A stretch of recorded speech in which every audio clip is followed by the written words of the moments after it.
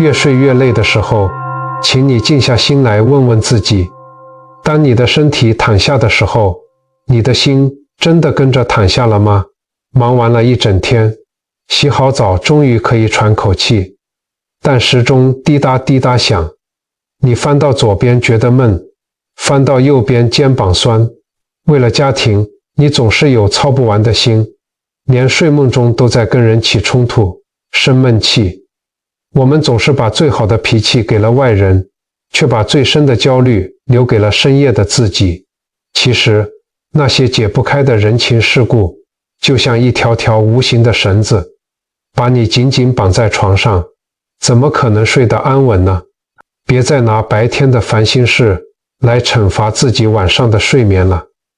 今天，我特别为你准备了一套佛陀流传下来的睡前观心指南，只要看完今天的内容，学会正确的睡姿和简单的3念法，你就能学会真正的放下万缘，让你今晚就能把心安顿好，找回越睡越有福气的好睡眠。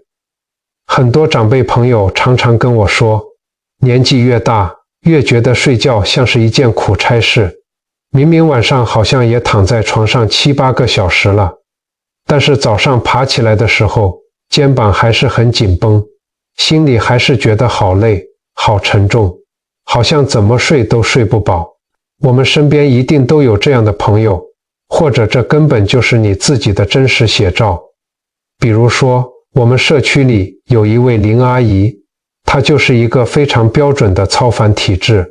林阿姨的一生都在为家庭付出，年轻的时候拼命赚钱养家，现在孩子都成家立业搬出去了，家里只剩下她跟老伴2个人。林阿姨告诉我，她每天晚上躺在床上，脑子里就在算账，不是算钱的账，而是算人情的账，算牵挂的账。她会想，今天女儿打电话来，语气好像有点不耐烦，是不是工作不顺利？是不是跟女婿吵架了？又会想，孙子这次考试退步了，补习班是不是白上了？想着想着，心跳就越来越快。其实，林阿姨的房间很安静，床垫也是孩子买的最顶级的，但她就是睡不着。你有没有想过，为什么会这样呢？弘一法师曾经开示过，人的烦恼大多来自于我们的执着，来自于我们心里的放不下。我们总是以为，只要把家里打理得一尘不染，只要孩子都平平安安，我们就可以安心入睡。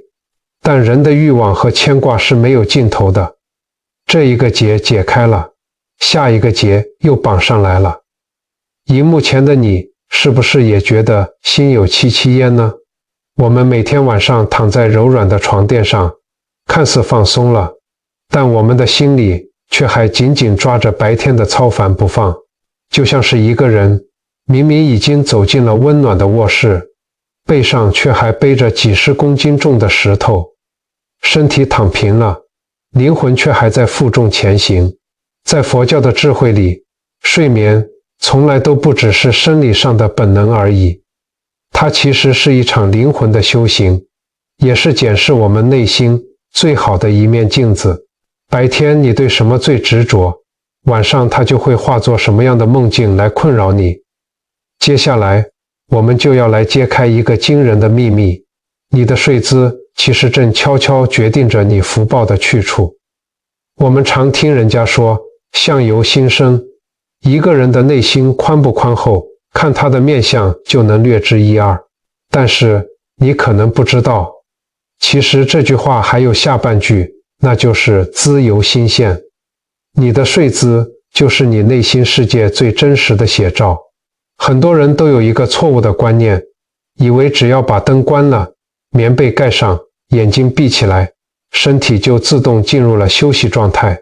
我们以为大脑就像电视机一样，按下遥控器的开关，荧幕黑了，一切就停止了。但事实真的是这样吗？我们来回想一下，有没有过这种经验？早上醒来的时候，发现自己的棉被被踢到了床底，枕头也掉在一旁，又或者是醒来的那一瞬间，不自觉地咬紧牙关，双手紧紧握着拳头，整个肩膀僵硬得像石头一样，连眉头都是深深锁着的。弘一法师曾经说过，恬淡是养心第一法。如果我们的心不够恬淡，充满了各种牵挂，那么就算你的身体躺平了，你的潜意识也依然在深夜里跟这个世界辛苦地搏斗着。在佛学看来，这就叫做妄念纷飞。什么是妄念？妄念就是那些虚幻不实，却又深深折磨着我们的心思。我们常常为了过去已经发生的事情感到后悔，又为了未来还没有发生的事情感到恐慌。白天的时候，我们因为要工作，要顾及面子，我们会用理智去压抑那些不满、委屈、焦虑和贪求。我们对着邻居笑，对着亲戚客气，把所有的不愉快都吞进肚子里。可是到了晚上睡觉的时候，理智一放松，这些潜藏在我们心底深处的执着，就会像洪水一样全部跑出来。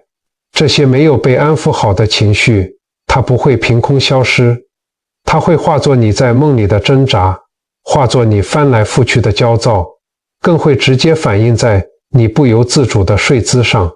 你的身体就像是一个无声的抗议者，用紧绷的肌肉和扭曲的姿势在告诉你，我的心好苦好累。你可能在梦里正在跟几十年前得罪过你的人吵架，你可能在梦里焦急地寻找着什么东西，这些都是因为你的心没有一个安定的依靠。如果我们带着满脑子的烦恼入睡，其实你的大脑和灵魂等于是一整晚都在偷偷地加班。这比白天去下田做农事，去市场做生意还要累人。你以为你在睡觉充电，你以为你在累积精神，但实际上，因为心里没有护持着正知正念，你正在大量的消耗自己的元气，甚至在不知不觉中漏掉了自己的福报。福报就像是一个水桶里的水，如果我们的心充满了怨恨和焦虑，这个水桶底下就破了一个大洞。你白天做再多的善事，晚上一个错误的睡姿，一场充满执念的噩梦，就把这些福报都给漏光了。这也是为什么佛经里会特别强调，睡姿与我们的修行因果有着密不可分的关系。因为睡眠本来就是一场与自己内心独处的考验。那么古人又是怎么面对这场考验的呢？说到睡觉，我们来分享一个很有趣的历史故事。在古代，有一位非常有名的修行人，叫做陈抟。传说中，他是一位睡仙，曾经在深山里头一觉就睡了800年。有一天，一个上山砍柴的樵夫在山凹处看到一具躯体，因为时间实在太久了，他衣服上累积的灰尘居然有1寸这么厚，野草从他的身边长出来，甚至连小鸟都在他的肩膀上筑了巢。这位樵夫心里很慈悲，觉得这人暴尸荒野太可怜了，就走上前去，想要帮他好好安葬。谁知道走近一看，这哪里是骸骨啊？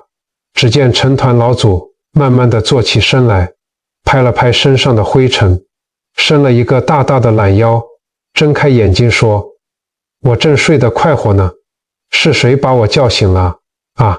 樵夫听了当场哈哈大笑。关于陈抟老祖，历史上还有一个更真实的故事。当时的皇帝宋太宗非常敬重陈抟的学问，几次派人请他下山做官，甚至赏赐给他无数的金银珠宝。但陈抟老祖一点都不动心，他写了一封信给皇帝，信里面说，他只喜欢在白云深处睡觉，世间的功名利禄对他来说就像是浮云一样，只会扰乱他的清梦。这个传说听起来或许有点夸张，但历史上的陈抟确实是一位非常懂得睡觉的奇人。在那个平均寿命不到40岁的古代，他老人家足足活了118岁。大家都很好奇，问他到底有什么长寿的修仙秘诀。他笑着说：“我这个人生性疏阔，无一类。”这句话的意思就是他天生性格豁达，心里头没有任何的牵绊跟劳累，不管别人怎么看他，不管世间的变化多么剧烈，他都不往心里去。哪里有什么成仙的秘方呢？真正的秘方不过就是懂得把心给安顿好，懂得睡心罢了。所以后人才会说，不觅仙方，觅睡方。还有一个著名的禅宗公案，有一位梁宽禅师，有一天晚上，一个小偷光顾了他的茅草屋。小偷翻箱倒柜，发现这位禅师真的穷得什么都没有。梁宽禅师刚好醒来，看到小偷很失望的样子，竟然把身上仅有的一件破衣服脱下来，笑着对小偷说：“你大老远跑来，总不能让你空手而归，这件衣服你就拿去吧。”小偷拿着衣服，吓得落荒而逃。梁宽禅师赤着上身，坐在窗前看着天上的明月，感叹地说：“真想把这轮美丽的明月也送给他啊。”说完，禅师倒头又继续呼呼大睡，睡得无比香甜。这就是修行人的境界，外在的物质失去了，内心的平静却丝毫没有被打扰。我们回过头来看看我们现在的生活，很多长辈朋友晚上躺在床上，是不是常常这样？明明身体已经很累了，可是脑海里还在重播着刚刚政论节目里抿嘴吵架的画面，那些政治人物在电视上吵得面红耳赤，你也跟着在电视机前面生气。到了晚上睡觉，你还在心里替你支持的人抱不平，越想心里越气愤，血压都跟着升高了。其实那些在电视上吵架的人，他们下节目后早就回家安稳睡觉了。只有你还拿着别人的言论在惩罚自己的睡眠。又或者是想到家族的通讯群组里，某个亲戚又传了照片，炫耀自己的儿子在哪里买了新房子，孙子考上了多好的学校，过年包了多大包的红包。你看了看，再想想自己的孩子可能每个月还在辛苦缴房贷，孙子也不怎么爱读书，你心里突然觉得闷闷的，很不是滋味。这种比较的心理，就像是一把无名火，把你的睡意烧得一干二净。再不然，就是躺在床上无止境的操烦，烦恼儿子快40岁了还不结婚，以后老了谁来照顾他？烦恼女儿工作太辛苦，连饭都不能好好吃，烦恼家里的开销，烦恼自己的身体是不是哪里又长了坏东西。我们总是有操不完的心，担不完的忧。我们甚至觉得，如果我不去烦恼这些，我就是一个不负责任的长辈。在佛法看来，这些放不下的人情世故，这些儿孙债，就像是一条又一条无形的绳子，我们自己把这些绳子紧紧地绑在身上，躺在床上翻来覆去，怎么可能睡得安稳呢？陈抟老祖和梁宽禅师之所以能睡得像神仙一样，是因为他们做到了无一类。他们把心里那些不必要的包袱通通都放下了。他们明白，儿孙自有儿孙福，世间的比较都是虚幻的，唯有当下的平静才是最真实的。我们现在的人常常花很多钱去买很贵的独立筒床垫，去挑选符合人体工学的记忆枕头，甚至买了很多助眠的保健食品。但其实如果心不平静，再软再贵的床垫也会变成折磨我们的煎熬道场。你躺在上面只会感觉到如坐针毡，心里装着一座大山，身体怎么可能轻盈入睡呢？那么如果我们带着这些烦恼入睡，除了睡不好之外，我们的睡姿又会变成什么样子？这又会对我们的福报造成什么样的影响呢？各位朋友，当我们带着满脑子的操烦入睡，我们的身体就会不由自主地呈现出紧绷，甚至是不好的睡姿。这不是偶然，这是我们内心习气的显现。在佛教的《宝梁经》这部经典里面，就特别指出了3种不如法的睡姿。这3种睡姿不仅对我们的身体健康有影响，在无形之中还会引发我们心里的贪、嗔、痴，这就是佛教说的3毒。这些毒素在深夜里蔓延，会悄悄地折损我们的福报。第一种叫做仰卧，也就是我们常说的正躺，脸朝上睡，在佛经里这被称为修罗卧。我们都知道阿修罗的性格比较好斗，凡事喜欢争个高下，争斗心很重。当我们脸朝上，四肢摊开睡觉的时候，这其实是一种防御心很重，同时也带有攻击性的姿态。潜意识里，这是一种向外索求，想要掌控一切的姿态。在佛教看来，这种睡姿很容易升起贪心。什么是贪心？对长辈来说，贪心不一定是贪图钱财，很多时候是贪图对家人的控制权。我们希望孩子都要听我们的，我们希望家里的大小事情都要照着我们的意思去办。有了这种掌控的贪念，欲望就会越来越重。这就像我们常说的，什么都想要抓在手里，什么都放不下。欲望多了，烦恼自然也就跟着来了。用这种睡姿睡觉，在梦里可能就会常常梦到跟人家吵架，起冲突，或者梦到自己不断地在奔跑追赶某些东西，睡得一点都不安宁，因为你的心一刻都没有停止过争夺。第二种是向左边侧睡，叫做左侧卧，佛经里称之为畜生卧。从生理的角度来说，我们的心脏在左边，向左侧睡，全身的重量会压迫到我们的心脏，这对血液循环是非常不好的。心脏受到压迫，呼吸就会急促，大脑缺氧，也就特别容易让人做噩梦，甚至有些人会发生睡眠呼吸中止的问题。而在佛法看来，左侧卧容易增长我们的痴心。什么是痴心呢？就是偏执，就是不明理，就是喜欢钻牛角尖。很多长辈常常觉得，为什么我为这个家付出这么多，却没有人体谅我？为什么30年前某个亲戚对我不客气，我到现在还忘不了？这种固执己见，放不下过去的恩怨，死死守着旧有观念的态度，就是一种痴。甚至表现在生活里，有些长辈喜欢囤积旧东西，什么都舍不得丢，这也是痴心的一种表现。痴心太重，就会看不清因果的真相，不知道世间万物都是无常变化的。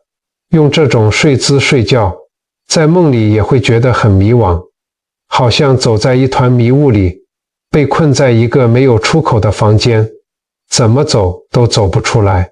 这就是因为我们的心被无明给蒙蔽了。第3种叫做俯卧，也就是趴着睡，这在佛经里被严格的称为恶鬼卧。趴着睡是一种非常压抑的姿势，它不仅会压迫到我们全身的内脏，让你的肺部没有办法扩张，呼吸变得很不顺畅。这在世俗的说法里也是一种会把好运气给压住的姿势，这代表着一个人的气场被闷住了，无法流通。劝大家千万要留意，佛教认为趴着睡的这种相貌最容易引发我们的共心，也就是怨恨和生气的情绪。为什么叫恶鬼卧？因为恶鬼的特征就是永远觉得不满足，心里永远充满了匮乏感和对这个世界的不满。你有没有发现，有时候一觉醒来，明明没有发生什么事，但心里就是觉得有一股无名火，看什么都不顺眼，动不动就想发脾气。别人讲一句关心的话，你听起来也觉得像是在挑衅。这就是贪心被引发的结果。有些长辈心里总觉得委屈，觉得自己辛苦了一辈子，老了却没有得到应有的回报。这种受害者心理就是在滋养内心的恶鬼。佛家常说，一点心火能烧功德林。我们辛辛苦苦，好不容易透过念佛做善事累积的福报和善缘，很容易就会因为一把无名火烧得精光。如果常常趴着睡，记恨心被引发了，在生活里就容易跟家人起口角，说出伤人的话。话一旦说出口，就像泼出去的水，再也收不回来了。不仅伤害了最亲近的人，也折损了自己的福报。这其实是非常划不来的。你看，这3种睡姿刚好就对应了我们佛教常说的贪、看、吃3毒。如果我们一直习惯用这3种姿势睡觉，那真的就像是在消耗自己的福气，越睡越累不说，脾气还会越来越暴躁，身体的小毛病也跟着浮现，甚至把家里的和谐气场都给弄乱了。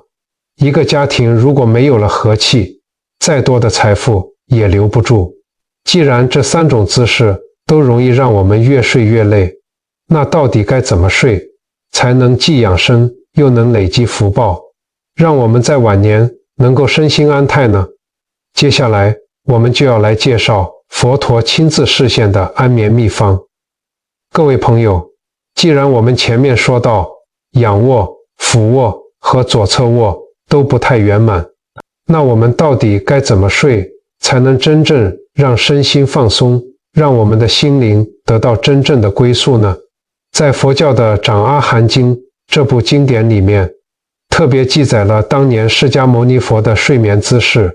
不仅如此，当佛陀最后在居士那罗的梭罗双树下准备进入涅槃，也就是圆寂的时候，他所展现给世人的也是这个最殊胜、最完美的姿势。这个睡姿被称为狮子吉祥卧。为什么会加上吉祥这2个字呢？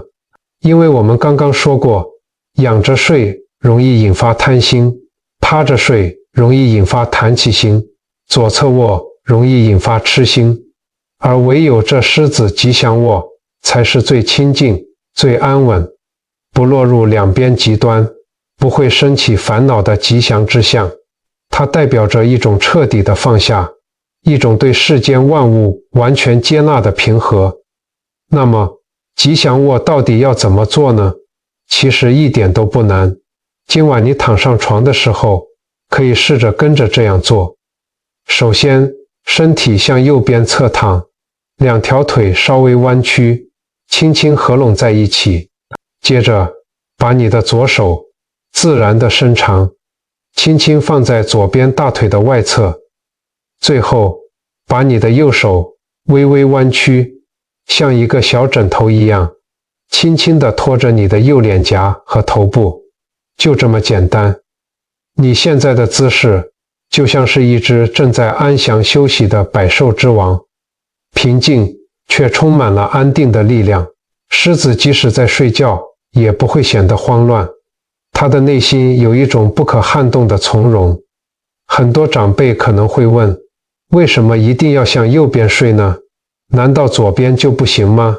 其实佛陀在2000多年前留下来的智慧，到了今天，连现代科学以及我们传统的中医经络学说都证实了它有多么不可思议。大家都知道，我们的心脏偏向左边，而我们的胃，它的出口是朝向右边的，肝脏也在右边。当我们采取右侧卧的时候，全身的重量都不会压迫到心脏，心脏的负担变小了，血液循环就会顺畅，同时胃里面的食物也能很顺利地顺着出口流向肠道，不会积在胃里让你觉得胃食道逆流或者肚子胀胀的。同时，大量的血液也会流向肝脏，帮助我们的身体在夜间进行排毒。肠胃通畅了，肝火降下来了，人自然就安稳了。更重要的是，在佛法的论典里记载，狮子吉祥卧还有4种不可思议的功德。第一种功德叫做不得恶趣，得善趣果位。我们每个人总有一天都会面临生命的终点。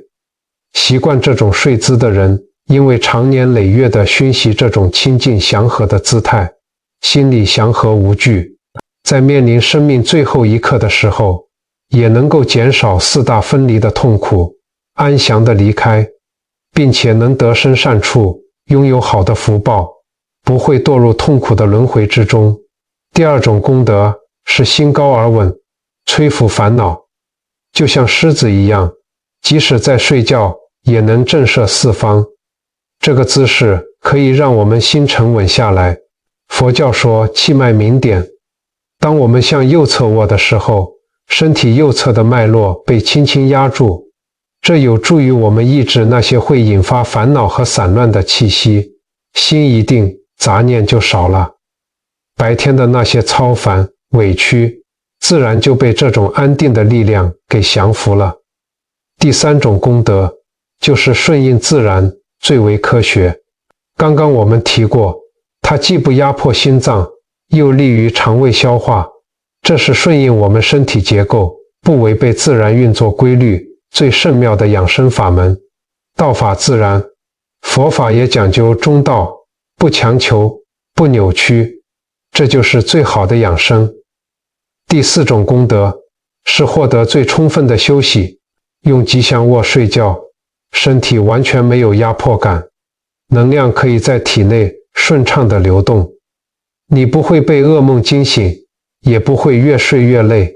隔天早上醒来的时候，你会发现头脑特别清晰，精神非常的旺盛，看这个世界的眼光也会变得更加慈悲和柔软。你看，只要稍微改变一下姿势，睡觉就不再只是浪费时间，而是一场可以累积功德、修心养性的巨大休息。这也是我们普通人最容易做到的生活修行。不过，光是身体的姿势对了，有时候还不够。很多长辈会觉得心里那个喋喋不休的声音还是会时不时地冒出来。如果脑子里的念头还是停不下来，怎么办呢？接下来我们要来分享3个睡前观心的智慧，帮助你从根本彻底放下烦恼。各位朋友，我们刚刚已经把身体的姿势调整成最安稳的狮子吉祥卧了，但是很多长辈朋友可能会跟我说，我姿势是摆好了啦，可是我的脑袋就像跑马灯一样，一直转个不停，过去的回忆，明天要办的事情，通通搅在一起，根本控制不住啊，那该怎么办呢？其实不用担心，在佛教里面有一个非常实用的睡前观心法门，只要短短的3分钟，就能帮我们把散乱的心给安稳地收回来。古大德常说，睡前要放下万缘，这听起来好像很难，我们都是凡人，怎么可能说放下就放下？但其实放下不是叫你忘记，而是叫你不要再去紧抓着不放。我们可以透过睡前3念法来练习这份豁达。你不需要去念很长很复杂的经文，也不需要准备什么法器，你只要在闭上眼睛的时候，在心里选择这3个念头里面的其中一个，专注去观想，这样就足够了。第一，念佛，也就是练习清空执念。佛代表的就是一个觉悟的人。当我们在心里念佛的时候，其实就是在提醒自己，该放下白天的一切了。我们念的不只是一句名号，更是呼唤我们内心本来就有的觉悟与清净。不管今天在菜市场，因为几块钱跟人家起了争执，或者是今天晚辈跟你讲话的时候，口气比较急躁，让你心里有点受伤，到了睡觉前这一刻，通通都要放下。告诉自己，这些都已经过去了。明天的太阳升起，又是全新的一天。有一句禅语说得很好，饥来吃饭，困来眠。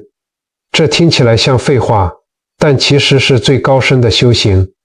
肚子饿了就专心好好吃饭，想睡了就专心好好睡觉。不要在吃饭的时候想着工作，不要在睡觉的时候想着恩怨。不要把白天的情绪带到神圣的床铺上，专注在一句清净的佛号上，或者专注在你自己的呼一吸上。吸气，知道自己在吸气；吐气，知道自己在吐气。念头一单纯，烦恼自然就消失了。第二，念法也就是端正我们的心态法，指的就是正确的观念，也是宇宙万物运作的真理。我们凡夫俗子常常因为别人的一句无心之过，或者生活里的一点小摩擦，就在心里一直纠结，甚至连睡觉的时候都还在生闷气，想着他今天为什么要这样对我，为什么我付出这么多，别人却不领情。这就是我们的心被我执给困住了。念法就是在睡前告诉自己，世间的一切都是因缘和合，缘聚缘散。佛教说无常，没有什么是永远不变的，包括我们的痛苦和执着。那个惹你生气的人，也许他今天也遇到了他的困难。那个让你担心的孩子，他也有他自己的人生功课要完成。用这个转念的智慧去打破心里的执着，明白每个人都有自己的业力和福报。我们不能代替别人受苦，也不能强求别人一定要符合我们的期待。告诉自己，我不要再拿白天的烦心事来惩罚自己晚上的睡眠了。看透了这一点，心里的大石头自然就放下了。第三，念僧，也就是守护内心的清净。僧代表的就是清净无染的意思。别人的比较，亲戚间的八卦，电视上的纷扰，这些就像是灰尘一样，一点一滴地沾满了我们的心。我们不知挂觉中被这些世俗的价值观给绑架了。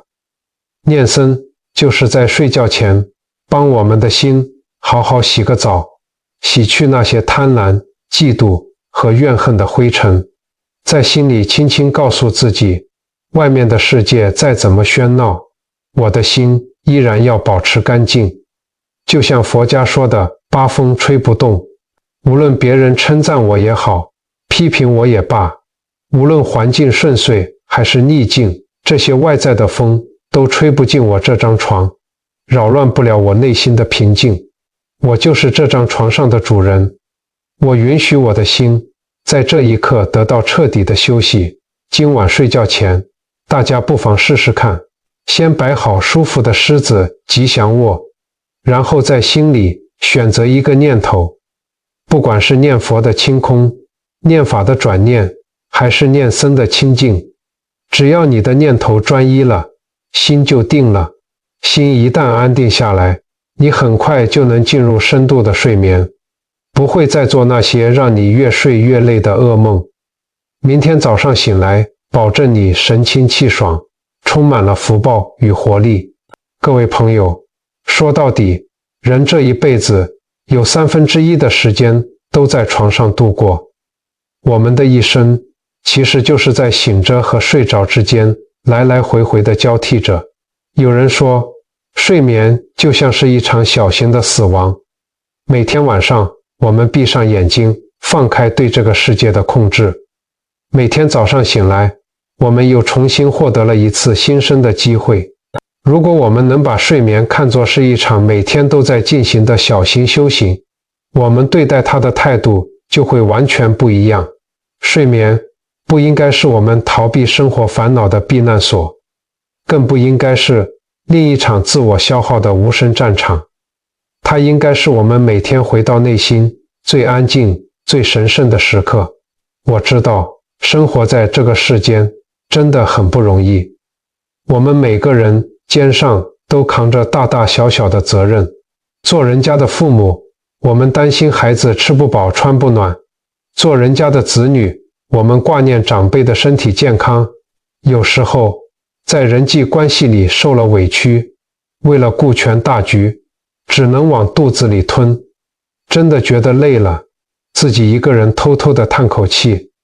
我们总是把最好的脾气留给外人，却把最深的焦虑留给了夜晚的自己。但请你记得，无论白天经历了多少风风雨雨，无论今天有多少的操烦与不如意，当夜晚降临，当你轻轻闭上眼睛的那一刻，外面纷扰的世界就暂时与你无关了。这是属于你一个人的时间，也是你善待自己灵魂的最佳时刻。古人说得好，身累了就好好睡觉，心累了就学着对自己笑一笑。我们这辈子要学会原谅别人，更要学会原谅自己。原谅自己今天做不好的地方，原谅自己无能为力的时刻。那些解不开的结，就交给时间去化解；那些放不下的儿孙牵挂，就交给姻缘去安排。我们只要尽了做长辈的本分，剩下的就要懂得放手。能好好睡上一觉，一觉安稳到天亮的人，就是这个世界上最有福气的人，因为这代表着他的心里没有愧疚，没有贪求，只有坦荡与平静。今晚大家不妨就以佛陀传下来的狮子吉祥卧睡姿亲自来试一试，搭配我们刚刚说的3念法，清空内心的执念，你会发现原来放下真的没有那么难，原来真正的平静一直都在你的心底，只是你忘记了怎么去寻找它。在今天这支影片即将结束的时刻，我想邀请大家一起来做一件有功德的好事。请你在底下的留言区写下一句对自己或者是对家人的祈福与善言。你可以写下放下万缘，得夜夜安眠，或者是写下愿家人平安健康，福慧增长。佛家说，起心动念皆是因果。当我们把这份慈悲和祝福一起汇聚在留言区的时候，这里就会形成一个非常强大的正向磁场。你的善念可能会帮助到另一个在深夜里同样睡不着，正在看这支影片的陌生人。当你双手合十，在键盘上给出祝福的那一刻，其实这份无量的福报最终都会回到你自己的身上。茫茫人海中相遇就是一种难得的缘分。如果你觉得今天的内容让你那颗总是操烦的心得到了一丝平静与安慰，恳请你轻轻点击一下关注与订阅。你的每一次支持与陪伴都是我们继续传递善知识、分享生活智慧的最大动力。修心养性这条路不急不徐，有我陪你一起慢慢走。我们下期不见不散。祝你今晚好梦，愿世间所有疲惫的灵魂都能找到回家的路。